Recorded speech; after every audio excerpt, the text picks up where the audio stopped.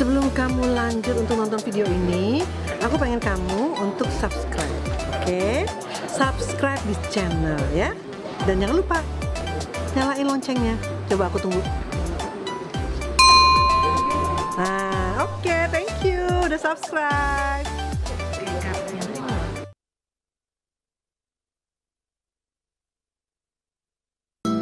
Dan jemur di atas sinar matahari, di bawah sinar matahari, ular ini akan mengeluarkan warna-warna yang bagus banget tuh, lihat.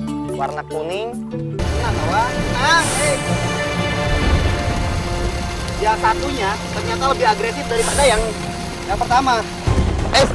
Sangat lumayan agresif.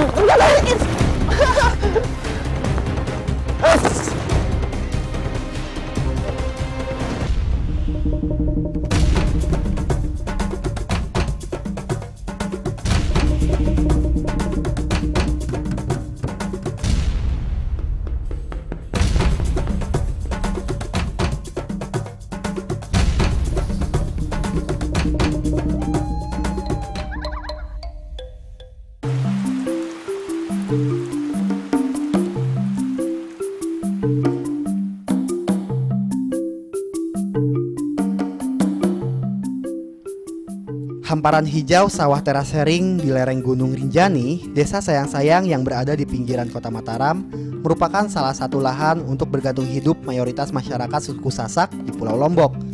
Bertani adalah salah satu mata pencarian masyarakat Sasak, di samping menjadi nelayan bagi mereka yang tinggal di pesisir. Masyarakat suku Sasak mengelola sawah dan lahan pertanian lainnya secara tradisional.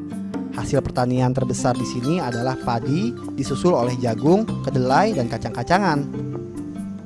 Wah, Pak, mau kemana nih? Bawa rumput banyak banget. Bawa ke sana, ke utara. Oh, mau ke utara, bawa ke rumah? Iya, bawa ke rumah. Untuk apa?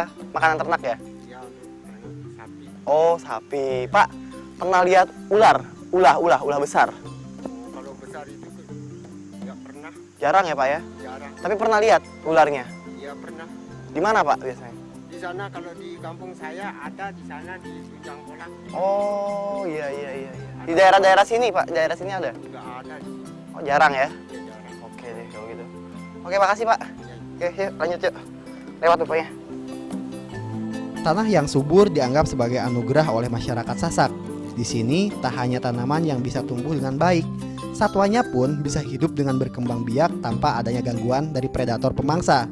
Karena di Pulau Lombok bisa dibilang tak ada mamalia besar yang sangat ditakuti seperti harimau dan macan. 2 ekor ular ini adalah ular tidak berbahaya. Warna kulitnya yang memantulkan warna pelangi jika terkena sinar matahari membuatnya disebut sebagai ular pelangi.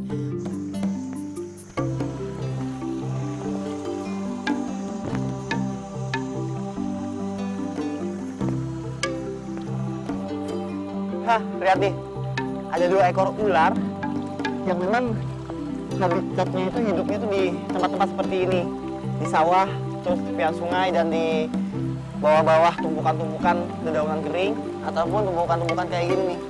Nah, lihat yang satunya nih.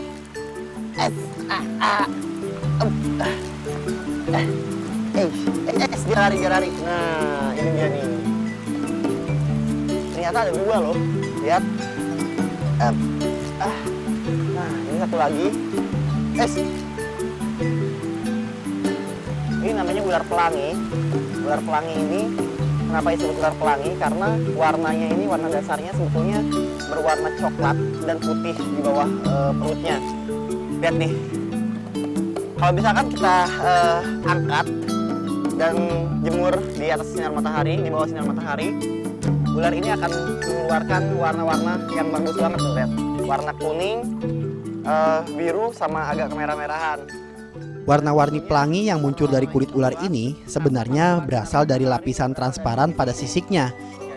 Warna asli kulit ular ini sebenarnya coklat atau abu-abu kehitaman. Ular pelangi ini juga bisa kita bilang ular darat tapi setengah ular air. Kenapa? Karena selain dia hidup di air, dia juga sering berjalan di darat. Mungkin dia suka masuk juga ke daratan, ke dalam perkampungan penduduk ataupun ke hutan untuk mencari makanannya. Makanan ular ini sendiri berupa belut sawah, lalu katak-katak kecil dan tikus-tikus kecil juga dia mau makan. Tapi biasanya dia lebih memilih untuk memakan belut. Maka dari itu ular ini banyak ditemukan di daerah-daerah perairan seperti sungai ataupun sawah. Bermain dengan ular pelangi ini sebetulnya tidak berbahaya. Tapi kalau misalkan dia merasa sangat terancam dan merasa dirinya itu sangat terpojok, biasanya dia baru menggigit. Tapi gigitannya itu nggak akan mengakibatkan apa-apa. Karena selain ular ini tidak berbisa, ular ini juga tidak memiliki gigi yang sangat tajam. Dia giginya kecil-kecil.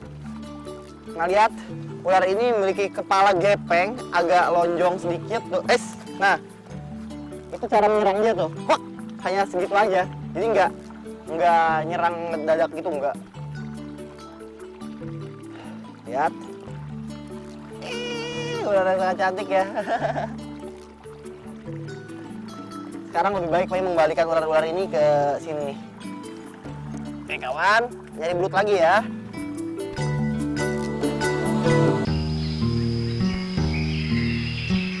Hari yang mulai siang membuat terik matahari semakin menyengat di kulit. Kondisi seperti ini setiap hari dirasakan oleh para petani yang bekerja menggarap lahannya di area pesawahan. Dengan berjalan di pematang sawah di balik terik matahari, saya dapat merasakan apa yang dirasakan oleh para petani kita selama ini.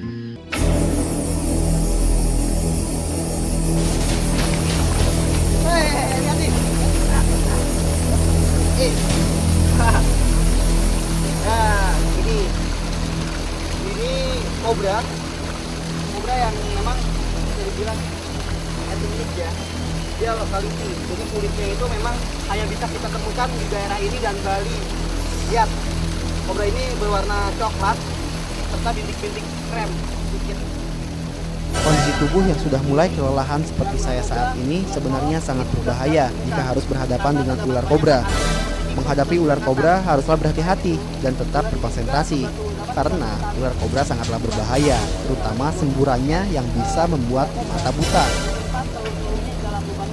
Cara aman untuk bisa memegang ular kobra yaitu kita harus tetap menjaga jarak dengan reptil penyembur yang satu ini. Setelah ia merasa tenang, baru kita bisa menyentuhnya secara perlahan. Biasanya ular-ular kobra itu senang sekali tinggal di lubang-lubang bekas lubang tikus. Tikusnya dia makan dan lubangnya ditempatin. Dan lihat, tepat di belakang pagi ada banyak sekali lubang tanah. Lubang-lubang bekas tikus di sawah biasanya menjadi sarang ular kobra setelah sebelumnya ia